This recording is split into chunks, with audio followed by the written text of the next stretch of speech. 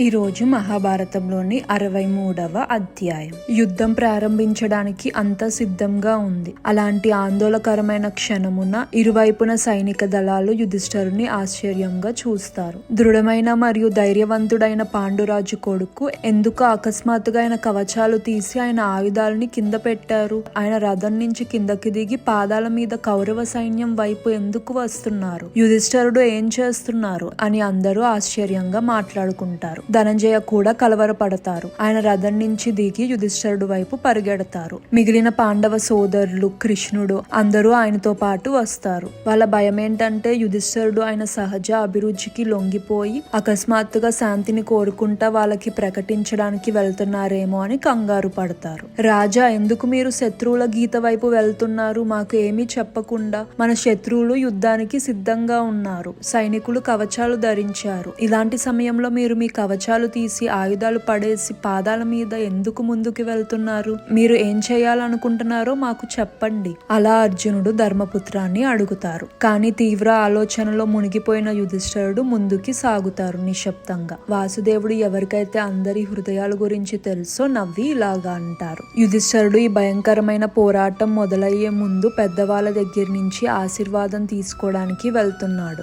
వాళ్ళ ఆశీర్వాదం మరియు అంగీకారం లేకుండా యుద్ధాన్ని ప్రారంభించడం సరైనది కాదు అని ఆయన అనుకుంటున్నాడు. అందుకనే ఆయుధాలు లేకుండా వెళ్తున్నారు. ఆయన చేస్తుంది సరైనదే. దుర్యోధన సైన్యంలో పురుషులు ఎప్పుడైతే యుధిష్ఠిరుడు వినయంగా వాళ్ళ వైపుకి వస్తున్నారో అది చూసి ఇలాగా అనుకుంటారు. ఈ పాండవుడు మన బలానికి భయపడి శాంతిని కోరుకుంటా ఇటు వస్తున్నాడు. నిజంగా ఈ మనిషి క్షత్రియ జాతికి అవమానం తీసుకువస్తున్నాడు. ఇలాంటి పిరికివాడు మన మధ్య ఎలా ఉన్నాడు అని అనేక మాటలు ధర్మపుత్ర గురించి మాట్లాడుకుంటారు. యుధిష్ఠిరుడు నేరుగా భీష్మ పితామహ దగ్గరికి వెళ్లి ఆయన నమస్కరించి పాదాలు తాకి ఆశీర్వాదం కోరుతారు. తాతయ్య, యుద్ధం మొదలు పెట్టడానికి మాకు అనుమతి ఇవ్వండి. మీరు అజేయుడు మరియు సాటిలేని తాతగారు. యుద్ధం మొదలు పెట్టే ముందు మీ ఆశీర్వాదాన్ని కోరుకుంటున్నాము. తాతగారైన భీష్ముడు ఇలాగా అంటారు. నువ్వు భరత కుటుంబంలో జన్మించావు. ఎప్పుడు గౌరవంగా నడుచుకున్నావు. ప్రవర్తన నియమావళి ప్రకారమే ప్రవర్తించావు. పోరాడు, నీకు విజయం లభిస్తుంది. నేను కట్టుబడి ఉన్నాను. రాజుకి నా బాధ్యత కొరకు నేను కౌరవుల వైపు పోరాడాలి. కానీ నువ్వు ఓడిపోవు. యుధిష్ఠిరుడు వాళ్ళ తాత దగ్గర అంగీకారం, ఆశీర్వాదం తీసుకున్నాక ద్రోణాచార్య దగ్గరికి వెళ్తారు. ఆయన ఆచార్య అయిన ద్రోణాచార్యని నమస్కరించి ఆశీర్వాదం కోరతారు. ద్రోణాచార్య ఆయన్ని ఆశీర్వదించి ఇలాగా అంటారు. నేను కౌరవుల కింద తప్పించుకోలేని బాధ్యతలో ఉన్నాను. మన స్వార్థ ప్రయోజనాలు మనల్ని బానిసలు చేసి మన యజమానులుగా మారుతాయి. అందుకే నేను కౌరవులకి కట్టుబడి ఉన్నాను. నేను వాళ్ళ వైపు పోరాడుతాను. కానీ విజయం మీ వైపు ఉంటుంది. యుధిష్ఠిరుడు అలాగే కృపాచార్య, ఆయన మామయ్య అయిన శల్య దగ్గరికి వెళ్లి ఆశీర్వాదం తీసుకొని పాండవుల గీత వైపు తిరిగి వెళ్లిపోయారు. యుద్ధం మొదలైంది. ఒంటరి పోరాటాలు సాయుధ ప్రధాన నాయకుల మధ్యన సమానమైన ఆయుధాలతో జరిగింది. భీష్ముడు పార్థ, సత్యకి కృతవర్మ, అభిమన్యుడు బృహద్బల, దుర్యోధనుడు భీముడు, యుధిష్ఠిరుడు శల్య, దృష్టదీముడు ద్రోణాచార్య. అలా వాళ్ళు గొప్ప పోరాటంలో ఉంటారు. అలాగే వేల కొద్ది వీరులు ఆ రోజుల్లో యుద్ధ నియమాల ప్రకారం పోరాడారు. ఒకవైపు అనేక ఒంటరి పోరాటాలు ప్రఖ్యాత యోధుల మధ్యన జరుగుతున్నా మరోవైపు సామాన్య సైనికుల మధ్య వికాసన రహిత పోరాటాలు జరిగాయి. సానుకూల యుద్ధం అనే పేరు స్వేచ్ఛాహిత పోరాటాలకి ఇవ్వబడింది. కురుక్షేత్ర యుద్ధంలో అలాంటి సానుకూల పోరాటాలు చాలానే కనిపించాయి. ఎక్కడైతే లెక్కలేని మంది పురుషులు యుద్ధ కోరికల్లో చనిపోయారో మరియు వధించబడిన సైనికులు కుప్పలుగా యుద్ధ భూమిపై పడ్డాయో, రథాలు, ఏనుగులు, గుర్రాలు, నేల మొత్తం రక్తపు బురదగా మారిపోయింది. రథాలు కదలడానికి కూడా కష్టంగా ఉండే అంతలాగా. ఆధునిక యుద్ధాలలో అలాంటి ఒంటరి పోరాటాలు లేవు. కురుక్షేత్ర యుద్ధం చివరి భాగంలో ఎన్నో క్రూరమైన పనులు జరిగాయి. శౌర్యం మరియు యుద్ధ నియమాలు చనిపోయినాయి. మానవ స్వభావంలో సహజమైన గొప్పతనం ఉన్నా కూడా సందర్భాలు మనుషుల్ని బలహీనులుగా మారుస్తాయి. ఎప్పుడైతే పోరాటం అనేది తప్పదో అలాంటి సమయంలో ఈర్ష్య మరియు రక్తం చిందించబడతాయి.